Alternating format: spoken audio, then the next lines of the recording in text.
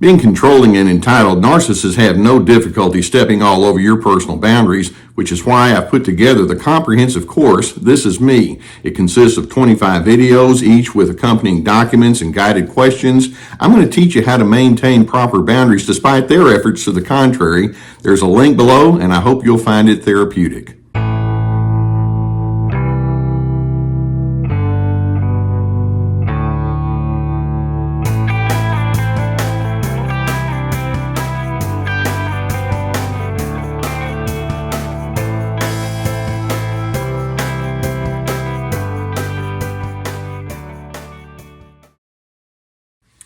I want to begin with a very strong statement about how so many people feel after they've been exposed over a long period of time by a narcissistic individual. And that is just about every person that I've spoken with who has been engaged for an extended period of time with a narcissistic individual will eventually walk away thinking, I just was being used. I was being played. This person just wanted me around for the sake of what I had to offer, and that was it. And there can be a great deal of disillusionment that can go along with that. Let's keep in mind that narcissists can eventually or can up front show themselves to be quite interested in you. Like, oh, you're a nice person. You seem to have much going on. Let's see what we can do. I like to get to know you. But over time, they will eventually show that that's merely a ruse. They're really not all that interested in who you are on the inside. They're interested in your function and what you can bring to them. So they will show an interest in you, but ultimately you find out that they feel quite indifferent. You exist to service them is what it comes down to. And this means that they can trick you for a while into thinking that, hey, you and me, we're going to be okay, when in fact, no, that's not how they think at all. Now, I have several illustrations of how this can play out, and see if any of these illustrations run parallel to experiences that you've had. For example, one person told me that a coworker was very friendly when they first met. This person says we talked during our breaks many different times. We would eat lunch together. We seemed to be developing a really strong friendship. But eventually she found a new BFF, as how she put it, best friend forever. And then boom, everything changed. I was dismissed. I was treated like a pariah, like I'm some sort of nobody. This person's scratching her head thinking, what happened? I thought we were getting something going here. Another person puts it this way. This person says, my brother is as mean as a snake until he wants something, and then suddenly he turns into Prince Charming. You ever had an experience like that? Another person says, my partner couldn't care less about me until it came time for a booty call. And I know that there are plenty of you who've had experiences of that nature.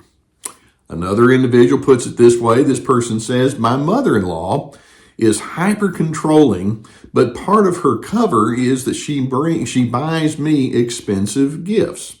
And you can see that each person that I'm talking about is somebody that might have a certain desire for whatever it is you bring to the equation, but in the end, you discover it wasn't anything about me in particular they cared about. It's just the service that I might provide. And we have a word for that. It's the word exploitation. Narcissists are very needy. They are quite willing to exploit you to get their own personal supply from you. They want to be admired. They want to find their way to the top into the favored position. If you can help along in that effort, then they're more than happy for you to do so.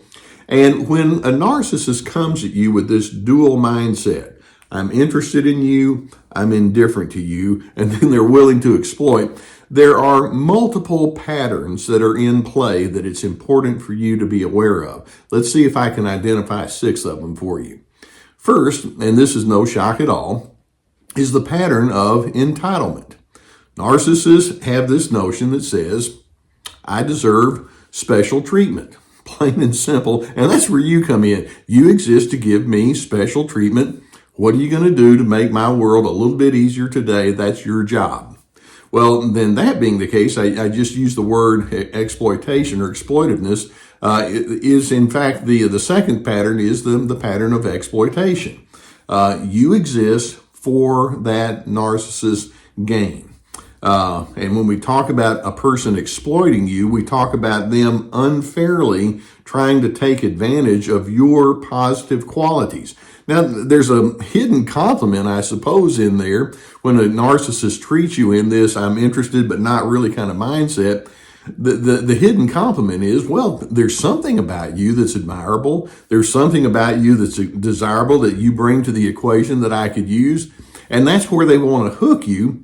But let's keep in mind, it's all for a selfish kind of gain. It's unfairly taking advantage. Of course, we can help each other with our positives, but the narcissist is like, it's all a one-way ticket here. A third pattern that tends to be in play is there's an element of dehumanization. Now, when I say dehumanization, it's like even though you are treated up front, maybe in a very strong and positive kind of way, it's all just a ruse. There's no particular heart connection. And in the narcissist's mind, you're simply someone who provides a service. You're someone who provides a function.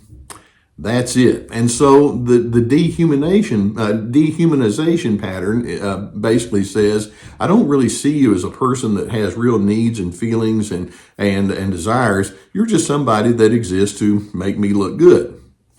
A fourth pattern that they carry with them is what I refer to as relationship incompetence. Now, in the beginning, a narcissist can give you the impression that, I really relate well with people. But over time, you can see that when they dismiss you in an unceremoniously negative kind of way, it can actually be their way of saying, I don't have the skill set to sustain relationships. I have the skill set to use you for a while, but in terms of making it last in a meaningful way, kind of way, I didn't learn that one. I fell asleep during that class. A fifth pattern that's revealed when they come at you in this way is it's just what I refer to as the cold-blooded pattern. Basically, when a narcissist is engaging with you, they're thinking, I got what I got, you're now dismissed. And as long as they're going to get what they want, you're okay. But then once they're finished with you, they can turn it off because you never did really mean that much to them down at that warm level. That's why we call it cold-blooded. And then a sixth pattern that's at play with this is just the pattern of contempt. Ultimately, narcissists have such a haughty attitude of superiority and condescension toward you and other individuals that they really think of you as being somebody that truly is below them. As far as they're concerned, you're a loser, you're a malcontent, you're a person that ultimately will create disruption. Oh, but wait a minute, there is this that I can gain from you. And so they'll use you for a while. But then ultimately that contempt comes out, and you have to remind yourself, in their mind, they're thinking, hey, look, I was just using you all along. It's pretty pathetic, isn't it? And it's like I say, it is cold-blooded. So how are you going to respond to that?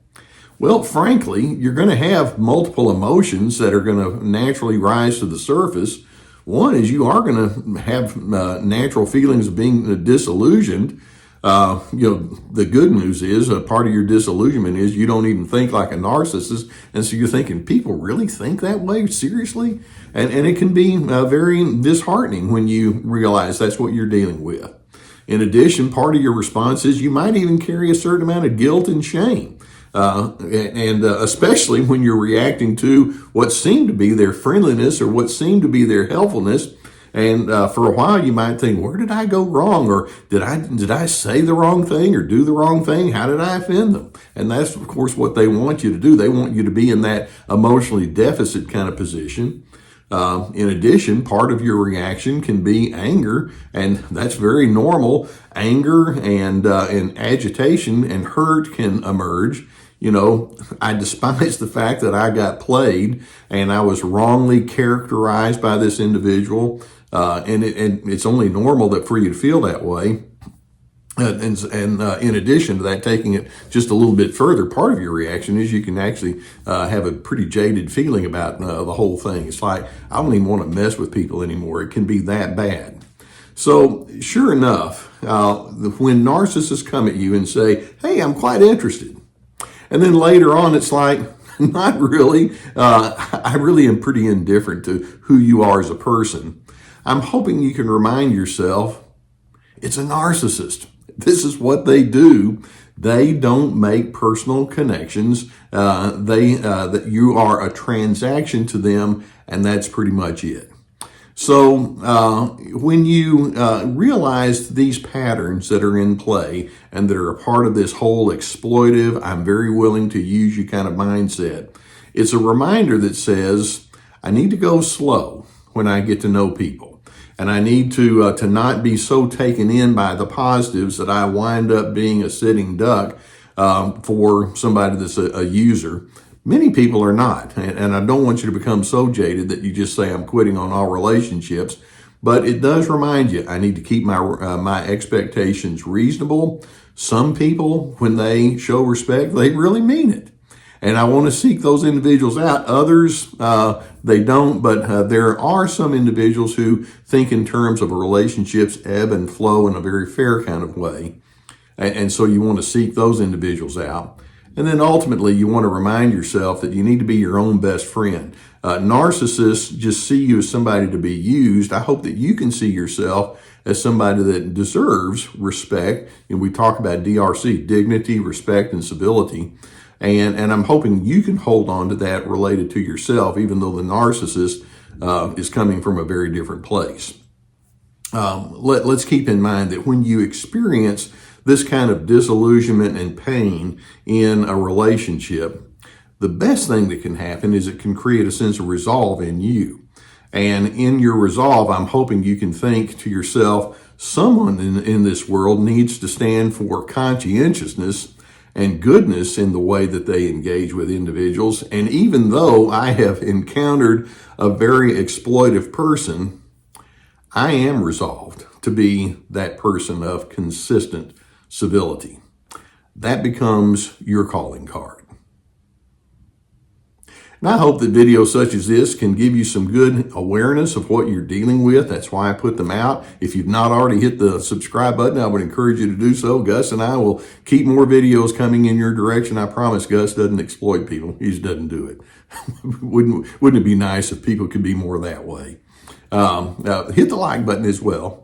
If you have a need for therapy, and I know that many times as you're trying to figure all this stuff out, it would be good for you to have somebody who can objectively walk you through what you're going through. I'm so pleased now that for several years I've been sponsored by the good people at BetterHelp.com. And there's a link below that can take you to their online therapy service. That's become a very popular way and an affordable and accessible way to receive therapy. If that's a need you have, I would strongly encourage you to go in that direction. In addition, I also have my therapeutic courses, and these are very extensive. Each course has multiple videos and written documents and guided questions. Ready, Set, Connect about making connection skills. This is me about establishing your boundaries, free to be, finding yourself despite the controllers.